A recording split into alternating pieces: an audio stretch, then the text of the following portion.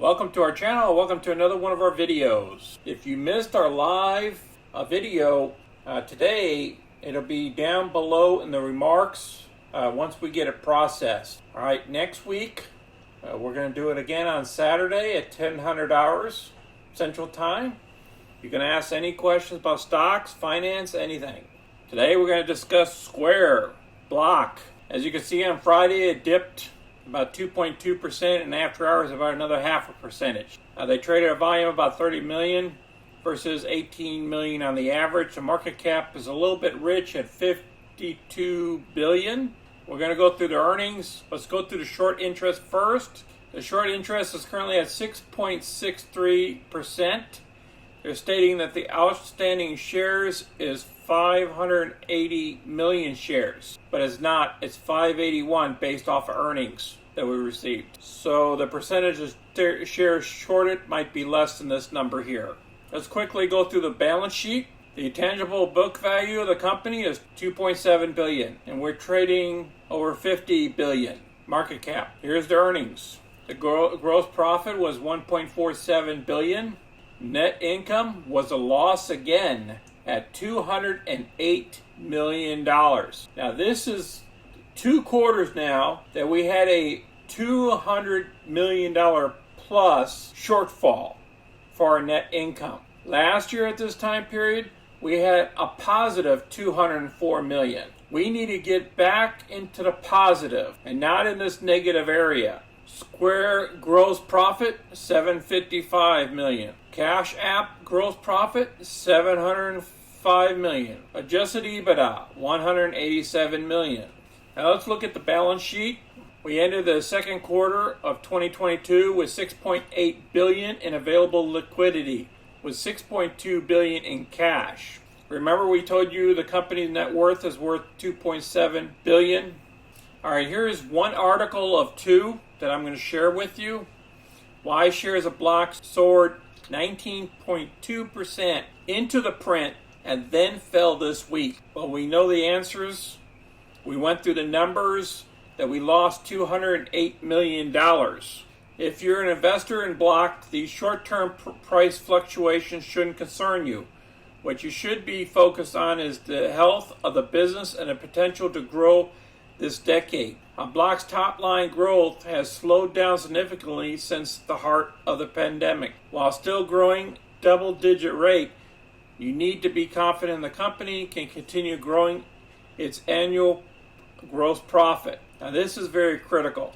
At a market cap of 52.5 billion, Block trades at a fairly expensive trailing price to gross profit ratio of 11 right now. This is higher than the market average and indicates that Block's stock is expensive. If gross profit growth continues to slow down, shareholder returns will likely be below average for the next few years due to expensive valuation. And that's why our stock is going to continue going down. Dorsey's Block slows hiring investment after reporting Q2 loss. So he turned around and came out and said it was slowed hiring and will slash its 2022 investment target by 250 million. After a slump in Bitcoin prices dragged the digital payments company to a loss in the second quarter. Regulatory hurdles facing cryptocurrency, rising interest rates,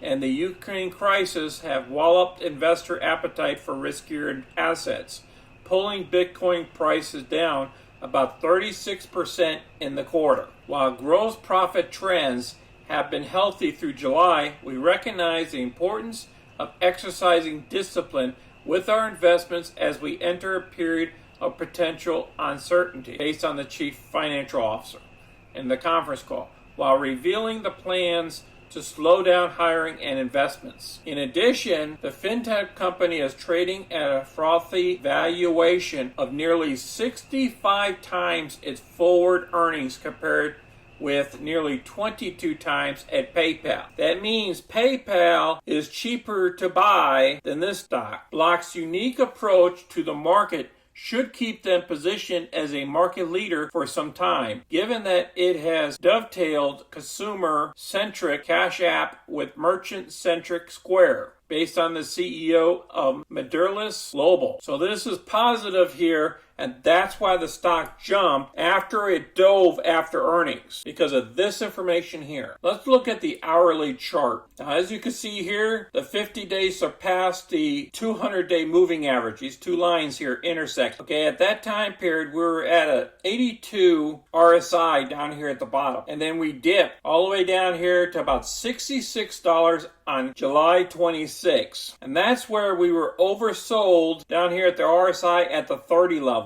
Whenever we get close to the 30 level, we're oversold. Then we shot all the way up into the print. And then after the print of earnings, as you can see, we dipped all the way down here below the 85. And then we popped back up once they notified us of the CEO's intention, and then we turned around and we came back down at 87.63 at the end of the day. Now, I believe she has a ways to go to come back down here to around the 81 level. And we could be trading in a range back down to the 75 or even lower than that. Just depends on the sentiments and the overall market. Now, based on Yahoo, the support level is at $70 a share. The stop loss is at 55 and the resistance at 241. So we just have to see where the market wants to take the stock. All right, let's look at our trades real quick. Last week, PayPal did well for us. We made $428.